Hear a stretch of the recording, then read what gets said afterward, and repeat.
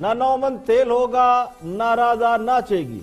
حکومت نے اپوزیشن سے تعاون نہ ملنے کے خدشے کے پیش نظر آرمی چیف کی مدت ملازمت میں توسیع کے معاملے پر سپریم کورٹ سے رجوع کر لیا ہے۔ فیصلے پر نظر ثانی کی درخواست دائر کر دی گئی ہے۔ سپریم کورٹ نے آرمی چیف کی مدت ملازمت میں توسیع کے حوالے سے پارلیمنٹ میں قانون سازی کا حکم دے رکھا ہے، بلکہ خود حکومت نے آرمی ایکٹ میں ترمیم کے لیے عدالت عظمیٰ سے 6 ماہ کی مہلت طلب کی تھی اور یہ کہا تھا کہ پارلیمنٹ سے اس معاملے پر قانون سازی کرا لیں گے، بلکہ 6 ماہ کی بجائے جلد سے جلد کرا لیں گے۔ لیکن حکومت نے سابق چیف جسٹس آصف سعید کھوسہ کی ریٹائرمنٹ کے بعد آرمی ایکٹ میں ترمیم کے لیے پارلیمنٹ سے رجوع کرنے کی بجائے سپریم کورٹ میں نظر ثانی کی درخواست دائر کی ہے۔ ذرائع کے مطابق وفاقی حکومت کی جانب سے آرمی چیف کی مدت ملازمت میں توسیع کے فیصلے پر نظر ثانی اپیل میں لارجر بینچ تشکیل دینے کی استدعا کی گئی ہے۔ درخواست میں یہ کہا گیا ہے کہ آرمی چیف کی مدت ملازمت میں توسیع وزیر اعظم کا اختیار ہے اور عدالت سے استدعا کی گئی ہے کہ کیس کی ان کیمرہ سماعت کی جائے۔ درخواست میں سپریم کورٹ کے فیصلے کو کالعدم قرار دینے کی درخواست کی گئی ہے۔ ذرائع کے مطابق وزیر قانون فروغ نسیم نے اٹارنی جنرل سے مشاورت کے بعد نظر ثانی درخواست کا ڈرافٹ تیار کیا۔ وزیر قانون کے مطابق سپریم کورٹ نے فیصلے میں کئی آئینی نکات کا جائزہ ہی نہیں لیا، بہت سے آئینی معاملات پر نظر ثانی کی ضرورت ہے۔ سوال یہ ہے، حکومت نے تو اعلانیہ طور پر یہ کہا تھا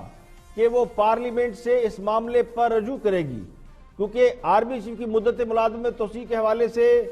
آرمی ایکٹ میں کوئی واضح رول نہیں ہے۔ خود حکومت نے عدالت سے قانونی شکم دور کرنے کی درخواست کی تھی۔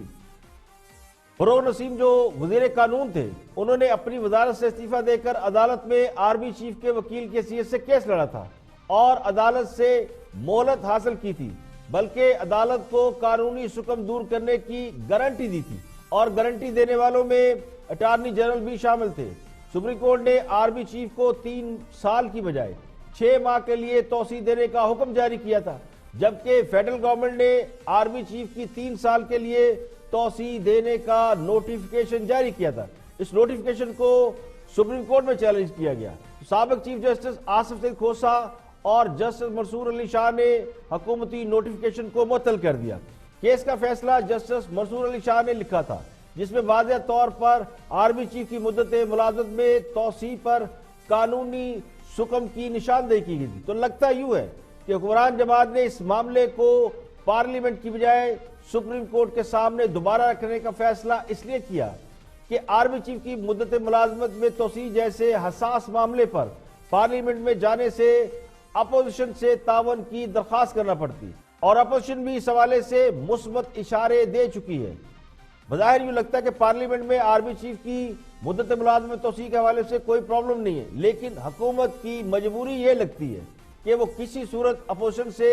کسی معاملے پر ہاتھ ملانے یا تعاون کرنے پر خود کو آمادہ نہیں کر پا رہی، اس لیے سپریم کورٹ میں نظر ثانی کا آپشن لیا گیا ہے، جبکہ اس سے پہلے بھی حکومت نے جنرل مشرف کے خلاف فیصلہ دینے والے